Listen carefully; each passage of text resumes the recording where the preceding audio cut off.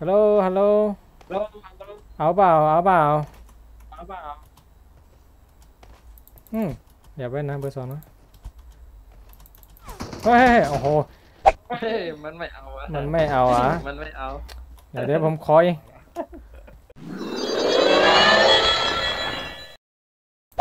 จะเอาไก่อีกเกมหนึ่งเรามาเป็นทีม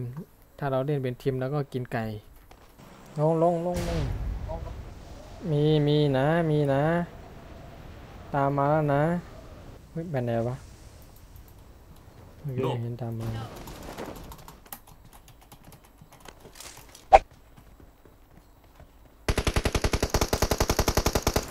สวย Marked a location.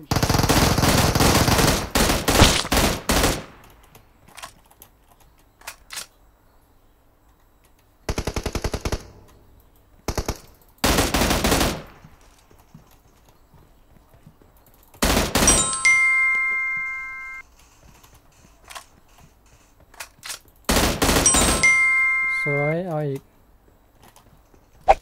เอาละข้างหน้าเราท้าทายแล้วไปให้ถึงตรงนั้นให้หมดก่อนนะแล้วค่อยยิงมันนะเบอร์สี่ยังมาไม่ถึงนะ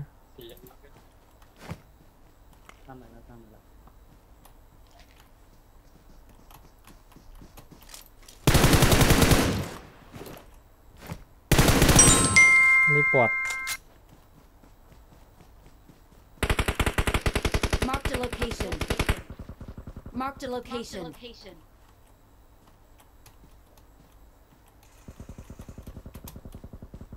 ตรงนี้นะครับ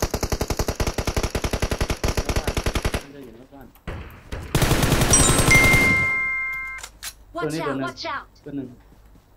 ตีอะไร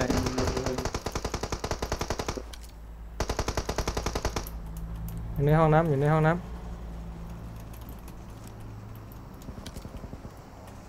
ำทางผมนี่มาเอาสีดำมาหน่อยอยู่ในห้องน้ำ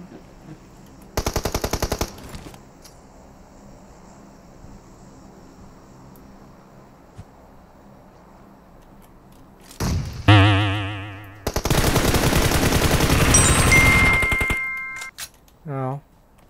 ไม่รู้หรอว่าจะตายใครจะเอากิ๊บตรงไหม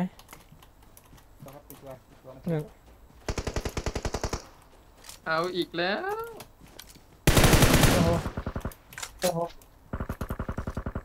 อย่าให้มันซ้ำ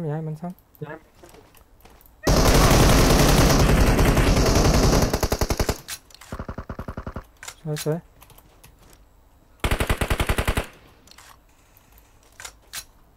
Marked a location.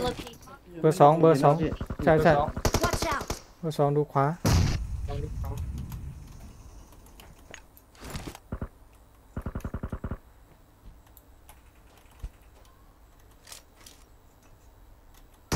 ระเบิดอ้าวตาย ไป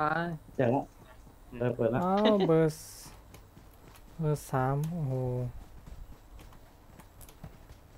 ระวังมีคนมาอีกนะเนี่ยยังไม่หมดอ่ะสองตัวก็น่าจะเอามันไม่ได้นะถ้ามันโหดนะต้องอยู่ใกล้ๆกันไว้ละที่อยู่เรายังไม่โอเควะ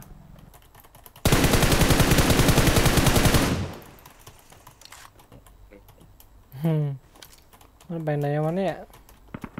อ๋อนั่นไงเอาละเดี๋ยวเดินให้มันดูได้ไหมกระโดดให้มันดูได้ไหม Watch out! กระโดดให้มันดูหน่อยนี่เดี๋ยวอยู่ใกล้ๆกันไว้ก่อนอย่ายิงมันนะเดี๋ยวผมจะกระโดดให้มันนะมันจะเยอะนิดฮัลโหลโอ้โหเฮ้ยอย่ายิงมันกระโดดให้มันดูฮัลโหลฮัลโหลเปิดไมค์ฮัลโหลอย่าให้ล่วงสองอย่ายิงมันอย่าไว้ผมกระโดดให้ดูพอละฮัลโหลเอาเปล่า อย่าไว้นะเบอร์ 2นะ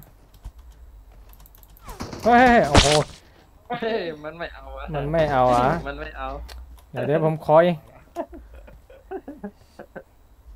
มันพันยามันมื ไม่ อ เรียก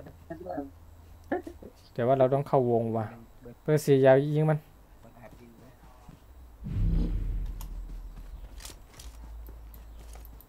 มาเลยถ้าจะยิงอ่ะ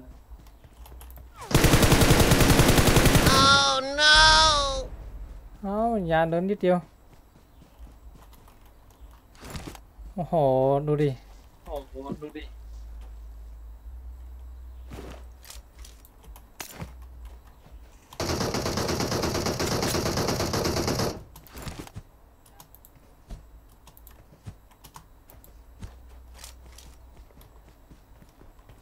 อยู่มุมนี้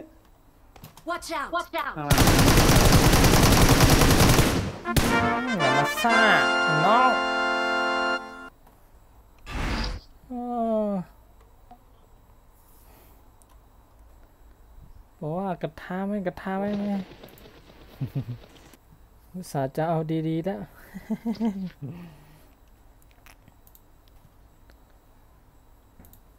ขอบคุณทุกคนที่แชร์ด้วยขอบคุณทุกคนที่คอมเมนต์ด้วยนะครับขอบคุณที่กดไลค์ให้ด้วยนะ